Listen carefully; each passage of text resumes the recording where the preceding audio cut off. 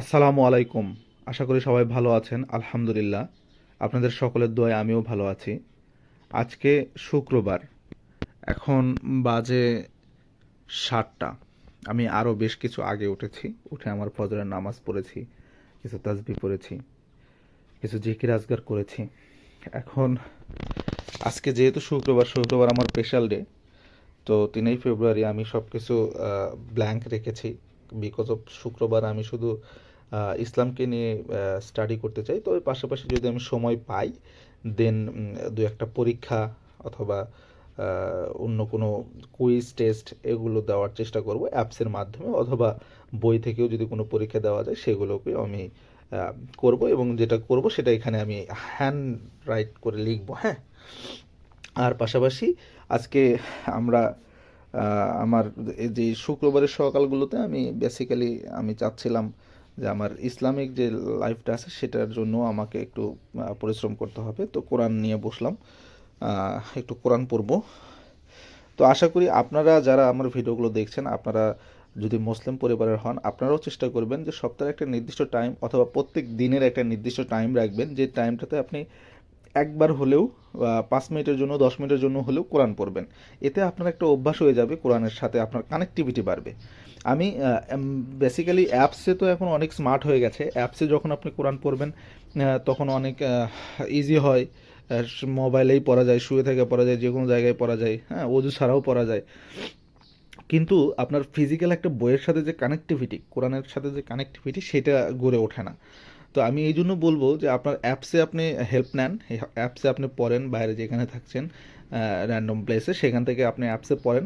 কিন্তু পাশাপাশি আপনি বাসাতে ৫-১০ মিনিট কোরআনের সাথে একটা নিজের কানেক্টিভিটি তৈরি করেন, ফিজিক্যাল একটা বুকের সাথে, হ্যাঁ।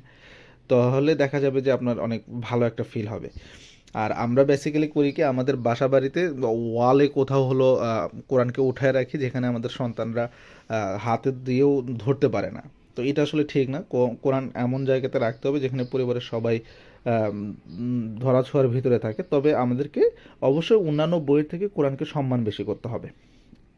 কিন্তু কোরআন যাতে সবাই ধরতে পারে, আপনাকে যদি আপনার সন্তান না দেখে যে আপনি কোরআন পড়ছেন, তাহলে আপনার সন্তান কীভাবে বুঝবে যে এটার গুরুত্ব কত?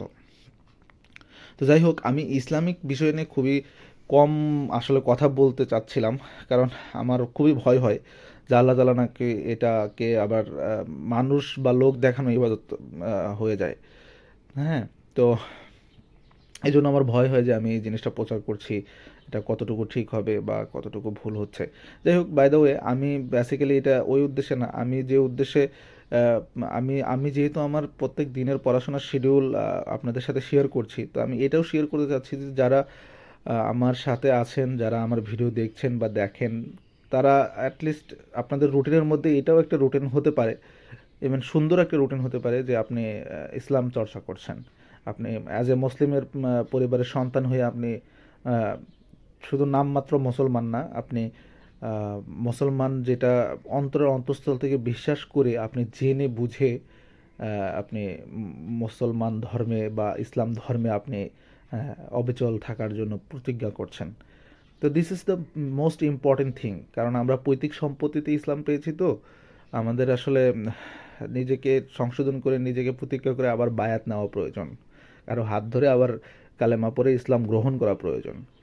তো যাই হোক, আমি সেটা নিয়ে কথা বলবো না। অনেকে আছেন যারা কিনা নিয়মিত পড়েন, আমার থেকে বেশি পড়েন, হ্যাঁ।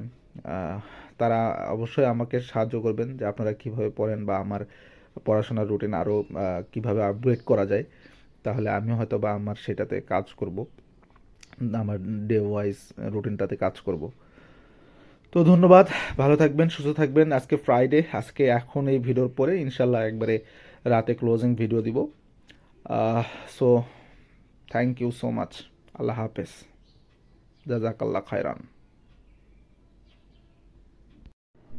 আসসালামু আলাইকুম। আশা করি সবাই ভালো আছেন। আলহামদুলিল্লাহ। আপনাদের সকলের দোয়ায় আমিও ভালো আছি। আজকে 3ই ফেব্রুয়ারি, শুক্রবার।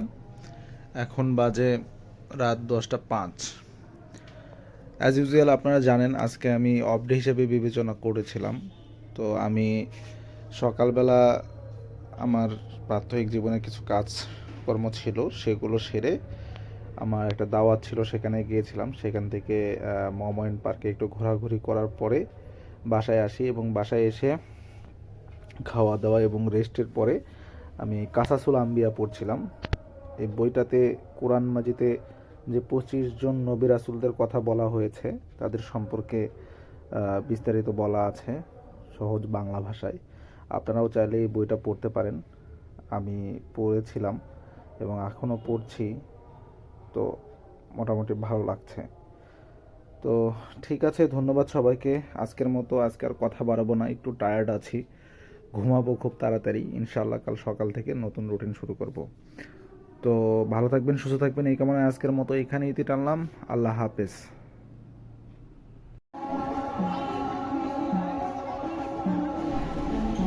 আজকে একটু বিনোদনের জন্য মময়ন বিনোদন পার্কে গিয়েছিলাম আমি আমার ফ্যামিলির সাথে, এবং সেখানে নৌকাতে উঠেছিলাম, খুব ভালো লেগেছে। একটু ফুলের দোকানে গিয়েছিলাম ফুল পছন্দ করার জন্য, আর পাশাপাশি অন্যান্য দোকানগুলোও একটু ঘুরে দেখেছি।